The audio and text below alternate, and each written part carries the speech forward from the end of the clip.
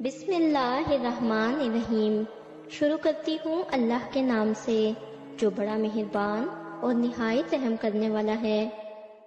دنیا میں انسان کی زندگی خوشی اور غم، کامیابی اور ناکامی، سکون اور بے چینی کے بیچ جھولتی رہتی ہے۔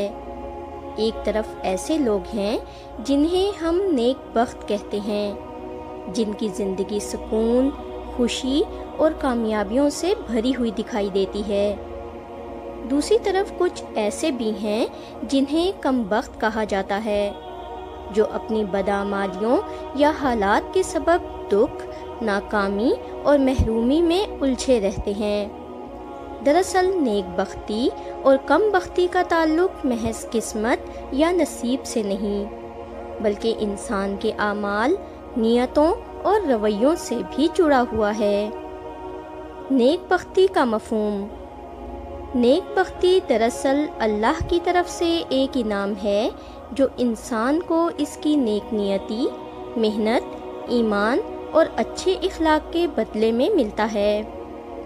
قرآن مجید میں بھی ارشاد ہے کہ جو نیکی کرے گا وہ اپنے لیے ہی کرے گا، اور جو برائی کرے گا وہ اپنے ہی نقصان کے لیے کرے گا۔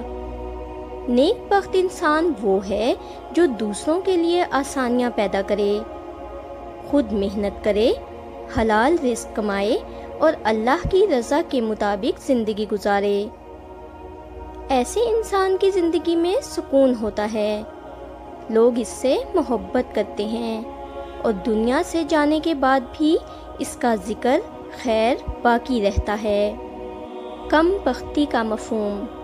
کم بختی کا مطلب صرف غربت یا محرومی نہیں ہے۔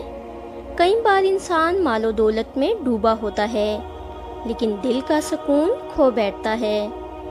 اصل کم بخت وہ ہے جو اپنے اعمال، جھوٹ، فریب، ظلم اور بددیانتی کے ذریعے اپنی زندگی اور دوسروں کی زندگی کو تباہ کرتا ہے۔ ایسا شخص وقتی طور پر کامیاب نظر آتا ہے، مگر اندر سے ٹوٹ پھوٹ کا شکار رہتا ہے۔ حضرت علی رضی اللہ تعالیٰ عنہ کا قول ہے، دنیا کا سب سے بڑا محروم وہ ہے جو اللہ کی رضا سے محروم ہو جائے۔ یہی اصل کم بختی ہے۔ نیک بختی اور کم بختی کی وجوہات۔ ایمان اور اعمال۔ ایمان والا شخص صبر اور شکر کرتا ہے، اس لیے وہ ہر حال میں نیک بخت ہوتا ہے۔ اخلاق۔ اچھے اخلاق سے انسان لوگوں کے دل جیت لیتا ہے، اور بری عادتیں اسے کم بختی کی طرف لے جاتی ہیں۔ محنت و کاہلی۔ محنت نیک بختی کا راستہ ہے، جبکہ کاہلی اور سستی محرومی اور ناکامی کا سبب بنتی ہے۔ نیت کی پاکیزگی۔ خالص نیت والا انسان ہمیشہ عزت پاتا ہے، جبکہ بدنیتی انسان کو گرا دیتی ہے۔ صحبت۔ اچھے لوگوں کی صحبت انسان کو نیک بخت بناتی ہے، جبکہ برے لوگوں کی سنگت کم بختی کا زہر کھول دیتی ہے۔ تاریخی و ادبی حوالہ جات۔ تاریخ میں حضرت عمر فاروق، حضرت علی، حضرت بایزید بسطامی اور دیگر اولیاء کرام نیک بختی کی روشن مثال ہیں۔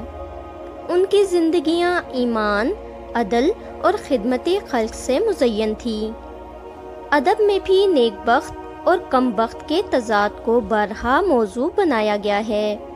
اقبال نے کہا تھا، خودی کو کر بلند اتنا کہ ہر تقدیر سے پہلے خدا بندے سے خود پوچھے، بتا تیری رضا کیا ہے۔